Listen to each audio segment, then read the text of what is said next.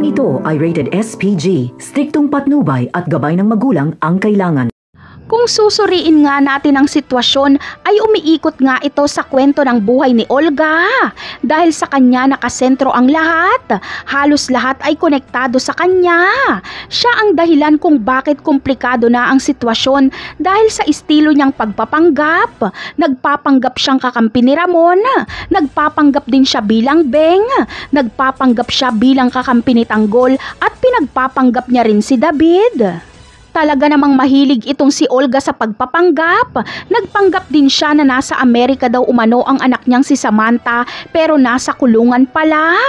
Ngunit ano nga ba ang magiging kapalaran ni Olga? Kanino siya papanig kapag dumating ang puntong magpatayan ulit si Ramon at Tanggol? Malamang ay kila Tanggol makikipagtulungan si Olga. Dahil sa paglabas ni Bubble sa kulungan ay tutulungan niya si Tanggol sa laban at hahabulin din ni Rigor si Bubbles, kaya para kay Olga ay walang ibang makakapagprotekta kay Bubbles kundi si Tanggol. Kaya ititigil na ni Olga ang planong pagpaslang kay Tanggol. Samantala, sa kagustuhan ni Ramon na pagharian ng buong Quiapo ay si Marcelo at Tanggol ang kanyang makakabangga. Dahil layunin din nila Tanggol na pagharian ng buong Quiapo.